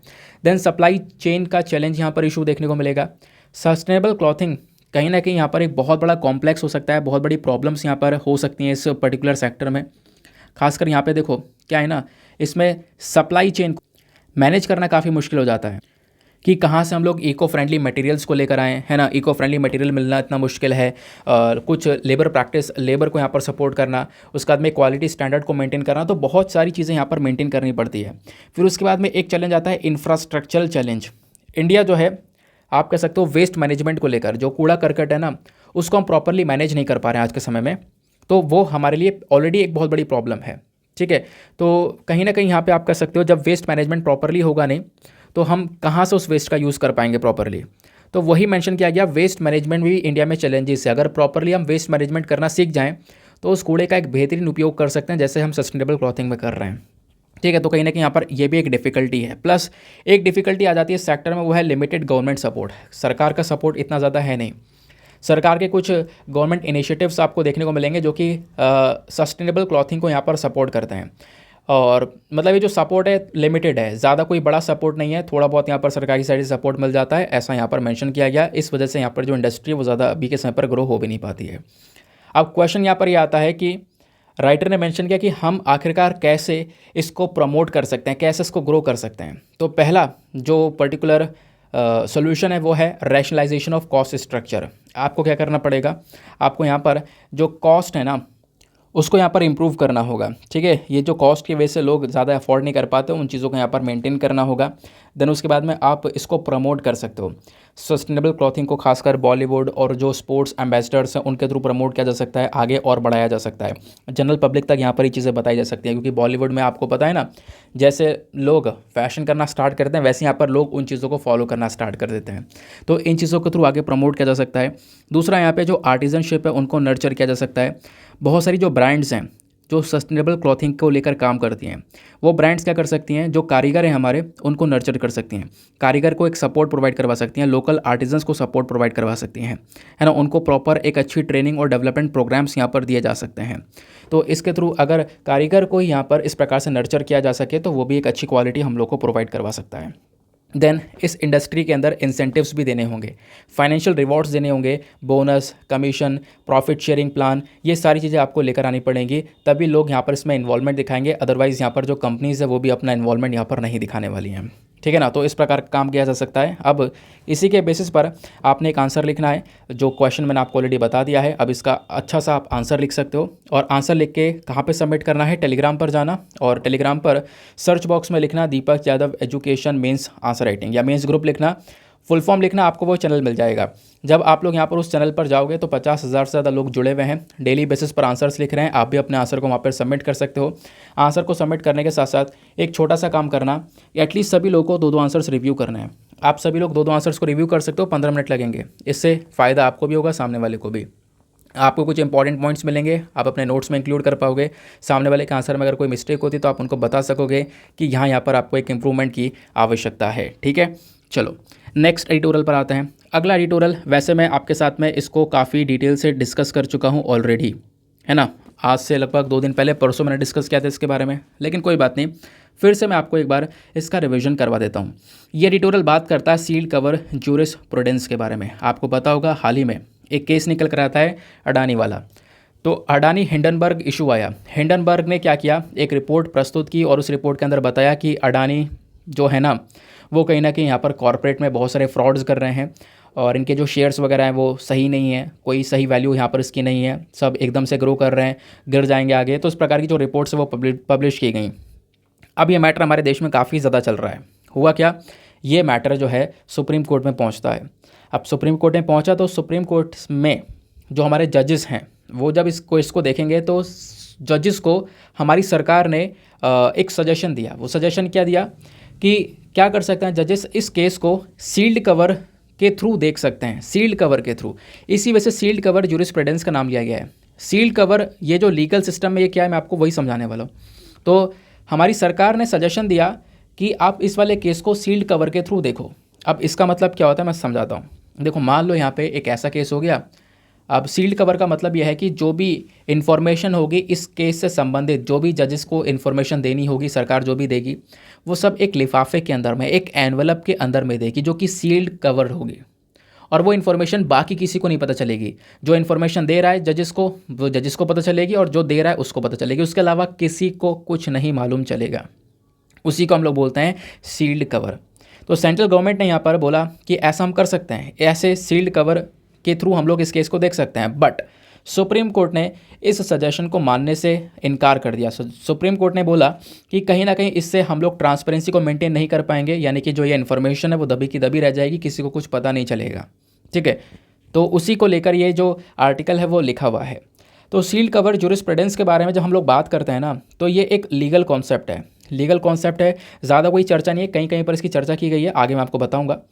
तो यहाँ पर क्या होता है कि जो भी हमारे कोर्ट हैं, उन कोर्ट के अंदर में जो भी इन्फॉर्मेशन वगैरह दी जाती है वो एक एनवलप के अंदर में, सील्ड एनवलप या कवर करके दी जाती है। और वो इन्फॉर्मेशन केवल और केवल जजेस के सामने ही ओपन की जाएगी, जज या जजेस के सामने। ठीक है, जो इन्फॉर्मेशन दे रहा है और जो जजेस हैं केवल उनको पता है, उसके अलावा किसी को नहीं पता, और आगे भी किसी को नहीं पता चलेगा। उसके हिसाब से इस केस को सॉल्व कर लिया जाएगा। ऐसी राफेल डील में हुआ था, याद होगा। ठीक है, फिर उसके बाद यहाँ पे बताया गया, क्या इसको लेकर कोई कानून में, हमारे संविधान में कहीं पर मेंशन किया हुआ है? नहीं, इसके बारे में कोई ज़्यादा चर्चा नहीं है। सील्ड कवर के बारे में कुछ कुछ जगह पर चर्चा है। हमारी सुप्रीम कोर्ट को सील्ड कवर की जो पावर है ना, यानी इस प्रकार से केस देखने की जो पावर है, कहाँ से मिलती है? सुप्रीम कोर्ट जो रूल्स हैं 2013 के, उसका जो रूल नंबर 7 है वहाँ से मिलती है। दूसरा हमारे पास में इंडियन एविडेंस एक्ट है 1872 का, उसके सेक्शन 123 से भी ये पावर सुप्रीम कोर्ट में मिल जाती हैं इस कोर्ट को, ताकि वो सील्ड कवर में इस पर्टिकुलर केस को देख सकें। तो जो कोर्ट है वो क्या कर सकता है, इन्फॉर्मेशन को सील्ड कवर में देख सकता है। बात क्लियर हो गई, आगे आते हैं। अब जब कोर्ट ना सील कवर इन्फॉर्मेशन को देख सकता है दो केसेस के अंदर में, मान लो यहाँ पर जो इन्फॉर्मेशन है वो कोई यहाँ पर इन्वेस्टिगेशन से कनेक्टेड है, ऑनगोइंग इन्वेस्टिगेशन चल रही है उससे कनेक्टेड है, तब यहाँ पर इस मैटर को सील्ड कवर के थ्रू देखा जा सकता है। या फिर एक पर्सन है ना, जो कि चाहता है उसकी जो प्राइवेसी है वो ना टूटे, उसकी जो प्राइवेसी वगैरह है उसका हनन ना हो, किसी को कुछ पता ना चले, तो भी यहाँ पर उस केस को सील्ड कवर के थ्रू देखा जा सकता है। यानी किसी को कुछ पता नहीं चलेगा, केवल वो इन्फॉर्मेशन जज के पास जाएगी, जज उसके हिसाब से केस को सुना देगा। ठीक है, ये बात क्लियर हो गई। बाकी मैंने आपको बता दिया सुप्रीम कोर्ट में इसको कहाँ से पावर मिलती है और इंडियन एविडेंस एक्ट के तहत कहाँ से पावर मिलती है। तो दो जगह से यहाँ पर सुप्रीम कोर्ट को ये पावर मिल जाती है सील्ड कवर वाली। क्वेश्चन यहाँ पर यह है कि इस पूरे मामले में ना बहुत सारे इश्यूज़ नज़र आते हैं। जो ये एनवलप वाला मामला है, सील्ड कवर वाला मामला है, ये जो लीगल कॉन्सेप्ट है, इसमें कुछ दिक्कतें हैं। जैसे पहली दिक्कत लैक ऑफ ट्रांसपेरेंसी। आपने सारी इन्फॉर्मेशन ढक कर तो दे दी, छिपा कर दे दी, अब वो इन्फॉर्मेशन किसी को नहीं पता जज के अलावा, और जिसने दी है उसके अलावा किसी को कुछ भी नहीं पता। तो कोई ट्रांसपेरेंसी यहाँ पर है नहीं। जबकि जो कोर्ट है वो एक ओपन कोर्ट का आइडिया है, पब्लिक के पास वो इन्फॉर्मेशन नहीं चाहिए कि आखिरकार केस क्या था, क्या इन्फॉर्मेशन दी गई है, सुप्रीम कोर्ट ने क्या डिसीजन सुना है, सारी चीज़ें पब्लिक के पास होनी चाहिए। पब्लिक यहाँ पर उसको इन्वेस्टिगेट कर सकता है, ऐसा कॉन्सेप्ट देखने को मिलेगा। बट यहाँ पर ट्रांसपेरेंसी सारी खत्म हो जाती है। दूसरे व्यक्ति को यहाँ पर रिस्पॉन्ड करने की जो अपॉर्चुनिटी है वो बहुत कम मिल पाती है, क्योंकि आपने केस छुपा कर दे दिया, सारा इन्फॉर्मेशन छुपा के मिल गया। दूसरे व्यक्ति को यहाँ पर रिस्पॉन्ड करने का जो टाइम है वो बहुत कम मिलता है, बहुत कम अपॉर्चुनिटीज़ यहाँ पर मिल पाती हैं। एक प्रॉब्लम ये भी है। तीसरा, रिस्क ऑफ एब्यूज़ भी देखने को मिल जाता है। यहाँ पर जो पार्टीज़ हैं ना, वो यहाँ पर इस सील्ड कवर का एक अनफेयर एडवांटेज भी उठा सकते हैं, है ना। उनका मानना है कि अनफेयर तरीके से, गलत तरीके से इसका एडवांटेज भी यहाँ पर उठाया जा सकता है, क्योंकि किसी को कुछ पता ही नहीं है। तो फिर ऐसे यहाँ पर जो हमारा कोर्ट में जो फेयर ट्रायल का सिस्टम है, यानी कि जो केस है उसको सही से देखने का यहाँ पर पूरी तरह से मैटर होता है, सही से देखा जाए, ये हम लोग यहाँ पे मानते हैं। बट कहीं ना कहीं जो ये सील्ड कवर का मामला है, जो कॉन्सेप्ट है, ये हमारे फेयर ट्रायल के अंदर टांग अड़ाता है। क्योंकि यहाँ पे जब बात की जाती है फेयर ट्रायल की, तो सुप्रीम कोर्ट उस केस को खुल्लाम सही से यहाँ पर सॉल्व कर रहा है, सब लोगों के पास में इन्फॉर्मेशन है, पब्लिक के पास में इन्फॉर्मेशन है। लेकिन अगर यहाँ पर सील्ड कवर वाला मामला आता है तो ये चीज़ें वहीं की वहीं अटक जाती हैं, किसी के पास में कोई इन्फॉर्मेशन नहीं पहुँच पाती है। तो यहाँ पर सील्ड कवर का इंटरफेरेंस फेयर ट्रायल में भी देखने को मिल जाता है। बाकी सुप्रीम कोर्ट के अंदर में कुछ केसेस हुए हैं, जैसे P Gopala Krishna versus the state of Kerala case था 2019 का। यहाँ पर सुप्रीम कोर्ट ने मेंशन किया कि भैया जो भी डॉक्यूमेंट्स हैं उसको डिस्क्लोज़ करना ज़रूरी है, ठीक है ना, जिसके ऊपर इल्ज़ाम लगाए गए हैं, है ना। तो उसके लिए जो डॉक्यूमेंट्स उसको देना ज़रूरी है, ऐसा नहीं आप छुपा कर इन्फॉर्मेशन दो, डॉक्यूमेंट्स को डिस्क्लोज़ करना ज़रूरी है। ऐसी बात यहाँ पर इस केस में बताई गई थी। ऐसे ही आईएनएक्स मीडिया केस हुआ था 2019 का। यहाँ पर भी सुप्रीम कोर्ट ने दिल्ली हाई कोर्ट को क्रिटिसाइज़ किया।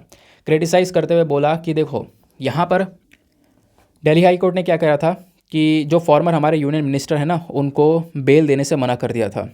सील्ड कवर का जो पूरा मामला था ये हुआ था, एनफोर्समेंट डायरेक्टरेट ने एक इन्फॉर्मेशन दी थी दिल्ली हाई कोर्ट को सील्ड कवर में, है ना, और उसके माध्यम से इस केस को देखा गया था। तो सुप्रीम कोर्ट ने दिल्ली हाई कोर्ट के डिसीजन को क्रिटिसाइज़ किया, और कहीं ना कहीं सुप्रीम कोर्ट ने बोला ये फेयर ट्रायल के खिलाफ है। यानी कि जो हम लोग केस को देखते हैं अच्छी तरीके से, लोगों के पास में सारी इन्फॉर्मेशन होती है, हर कोई यहाँ पर इसको कह सकता है कि इसमें ट्रांसपेरेंसी मेंटेन की गई है, तो कहीं ना कहीं इसके ऊपर एक बुरा इम्पैक्ट पड़ता हुआ नज़र आएगा सील्ड कवर का। ये बात सुप्रीम कोर्ट ने 2019 के आईएनएक्स मीडिया केस के अंदर भी मेंशन कर दी। ठीक है, तो ये यहाँ पर छोटा सा आर्टिकल था। जो भी चीज़ें थी वो हमने डिस्कस कर ली हैं। सुप्रीम कोर्ट को कहाँ से पावर मिलती हैं, जो ऑर्डर नंबर 13 है, रूल 7, वहाँ से पावर मिलती हैं, हमने डिस्कस किया। इंडियन एविडेंस एक्ट से पावर मिलती हैं, ये हमने डिस्कस किया। सील्ड कवर क्या है वो हमने समझा, कौन कौन से केसेस हुए हैं वो हमने यहाँ पर समझा। तो मामला हो गया हमारा बिल्कुल क्लियर हो गया। बिल्कुल कह सकते हो जो हमारे पास में इन्फॉर्मेशन है वो भी मिल चुकी है, और वो इन्फॉर्मेशन आप एग्ज़ाम में यूज़ कर सकते हो। नेक्स्ट आर्टिकल, अगला आर्टिकल बात करता है how is India addressing sickle cell anaemia. तो इसको लेकर बात करेंगे। देखो आर्टिकल क्यों लिखा गया, रिसेंटली जो हमारी फाइनेंस मिनिस्टर हैं निर्मला सीतारमण जी, उन्होंने बजट अनाउंस किया, और बजट अनाउंस करते हुए ये बोला सरकार अब की बार अपने मिशन मोड में रहने वाली है, और सरकार का टारगेट यह है कि 2047 तक जो सिकल सेल एनीमिया है इसको ख़त्म किया जा सके। एनीमिया आप समझते हो ना, एनीमिया में क्या होता है, जो ब्लड होता है, खासकर खून जो होता है उसकी कमी होने लगती है, खून में आयरन की कमी होने लगती है, ठीक है। और काफ़ी सारी जो महिला हैं वो अभी भी एनीमिया से सफ़र करती हैं। इनफैक्ट बोला जाता है हर दूसरी महिला एनीमिया से सफ़र करती हुई नज़र आती है। ब्लड की कमी की वजह से, ब्लड डिसऑर्डर्स की वजह से। और वही डिसऑर्डर सिकल सेल एनीमिया में भी नज़र आते हैं। तो सिकल सेल एनीमिया क्या है, आओ इसको डिस्कस करेंगे। सरकार ने प्लानिंग कर ली है बिल्कुल, यहाँ पे हम लोग 2047 तक इस प्रकार की बीमारी को ख़त्म कर देंगे। अब पहले हम लोग इस सिकल सेल डिजीज़ को, इस बीमारी को समझते हैं। चलो समझते हैं आखिरकार ये सिकल सेल डिसऑर्डर्स होते क्या हैं। देखो, ये ना एक ग्रुप ऑफ डिसऑर्डर है, मतलब कि जो हमारे रेड ब्लड सेल्स हैं, आरबीसीज, आपको पता है बॉडी के अंदर रेड ब्लड सेल्स होती हैं, वाइट ब्लड सेल्स होती हैं। जो आरबीसीज हैं, रेड ब्लड सेल्स हैं, वो काफ़ी कमज़ोर हो जाती हैं, है ना। उनका जो शेप है वो बिगड़ जाता है, वो टूटने लगती हैं। तो यहाँ पर ये सिकल सेल डिसऑर्डर में ये चीज़ देखने को मिलती है, यानी आपकी आरबीसीज बेकार होने लगती हैं और ये सेल्स धीरे धीरे यहाँ पे मरने लगते हैं और पहले मर जाते हैं। ठीक है, तो इससे कहीं ना कहीं बहुत सारी प्रॉब्लम्स, प्रॉपरली ब्लड फ्लो ना हो पाना, क्योंकि ब्लड फ्लो करने का मेन काम है, तो प्रॉपरली खून फ्लो नहीं हो पाता, जिसके चक्कर में बहुत सारे पेन वगैरह भी होने लगता है, दर्द वगैरह भी होने लगता है इस सिकल सेल डिसऑर्डर में। तो सिकल सेल एनीमिया के भी दो प्रकार हैं, मतलब इस सिकल सेल डिसऑर्डर के दो प्रकार हैं। एक होता है सिकल सेल एनीमिया और एक होता है सिकल सेल क्राइसिस। अभी हम एनीमिया के बारे में चर्चा कर रहे हैं। एनीमिया में क्या होता है, जो आपकी आरबीसीज हैं, रेड ब्लड सेल्स हैं, है ना, ये काम करनी बंद कर देती है या फिर सही से काम नहीं कर पाती है, डिसफंक्शनल हो जाती है, क्योंकि आपके बॉडी में जो खून का लेवल है वो एबनॉर्मल है। उसकी वजह से बॉडी में जो आरबीसी है वो डिसफंक्शनल हो चुकी हैं, प्रॉपरली काम नहीं कर पा रही हैं। सिकल सेल क्राइसिस में क्या होता है, जो आपके ब्लड वेसल्स होते हैं, आपके वेसल जहाँ से खून बह रहा है वो ब्लॉक हो जाते हैं, जिसके चक्कर में बहुत सारा दर्द वगैरह, ऑर्गन वगैरह डैमेज हो सकता है। क्योंकि आपको पता है बॉडी में, पूरे बॉडी में ब्लड फ्लो हो रहा है, जहाँ पे ब्लड फ्लो नहीं होगा दर्द होना स्टार्ट होगा, प्लस वो ऑर्गन तक अगर यहाँ पे ब्लड नहीं पहुँच पाता है तो वो डैमेज होना स्टार्ट हो जाएगा। तो ये हमारे सिकल सेल डिसऑर्डर्स हैं, दो प्रकार के देखने को मिलते हैं। स्पेसिफिकली हम बात कर रहे हैं सिकल सेल एनीमिया की, जब आरबीसीज आपके सही से काम नहीं कर पाते, आपके खून का सही से फंक्शन नहीं हो पाता। ऐसे केसेस कई सारे यहाँ पर निकल कर आते हैं। तो आपको सिकल सेल के बारे में समझ में आया। इसके कई सारे सिम्टम्स हैं, लक्षण कई सारे हैं। जैसे लक्षण में देखना है, थकान बहुत ज़्यादा होना, कमज़ोरी होना, शरीर पीला पड़ना, क्योंकि खून नहीं पहुँचेगा उस एरिया में, खून फ्लो नहीं हो पा रहा तो पीला पड़ने लगेगा शरीर। देन उसके बाद में बहुत ज़्यादा दर्द होने लगता है, हड्डियों में दर्द होने लगता है, सीने में दर्द होना, हमारी कमर में दर्द होना। तो ये सारे यहाँ पर आप कह सकते हो पेनफुल तरीके देखने को मिल जाते हैं, मतलब पेनफुल इंसिडेंसेस देखने को मिल जाते हैं सिकल सेल क्राइसिस में। प्लस उसके बाद जो इंसान की ग्रोथ है वो काफ़ी कम हो जाती है ना, तो ये भी प्रॉब्लम्स नज़र आती हैं। तो उसका ट्रीटमेंट वगैरह नहीं है, तो ट्रीटमेंट में ब्लड ट्रांसफ्यूजन किया जा सकता है, यानी कि एक जो डोनेटेड ब्लड है वो यहाँ पे प्रोवाइड किया जा सकता है। क्योंकि एनीमिया में ब्लड की तो कमी है, तो यहाँ पर हम लोग क्या कर सकते हैं, ब्लड वगैरह प्रोवाइड करवा सकते हैं। ब्लड ट्रांसफ्यूजन बेसिकली एक रूटीन होता है, पूरा रूटीन मेंटेन करना पड़ेगा। एक मेडिकल प्रोसीजर है जिसमें ब्लड को डोनेट किया जाता है ना, एक नैरो ट्यूब के माध्यम से। तो वही यहाँ पर मेंशन किया गया है, ब्लड ट्रांसफ्यूजन हो सकता है।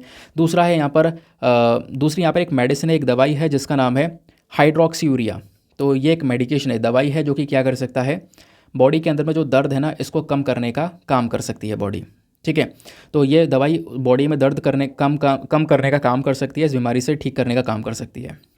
ठीक है, या फिर इसका एक उपाय हो सकता है, आपको अपना पूरा जो बोन मैरो है वो ट्रांसप्लांट करवाना होगा, या स्टेम सेल ट्रांसप्लांट करवाना होगा, है ना, इसको बदलवाना होगा। तो इसके माध्यम से भी यहाँ पर सिकल सेल डिजीज़ को टैकल किया जा सकता है। सरकार ने कई सारे इनिशिएटिव उठाए हैं सिकल सेल डिजीज़ को टैकल करने के लिए। जैसे सरकार ने यहाँ पर टेक्निकल ऑपरेशनल गाइडलाइंस को यहाँ पर स्टार्ट किया था, इसको रिलीज़ किया है ताकि हम इस प्रकार की चीज़ों को रोक सकें।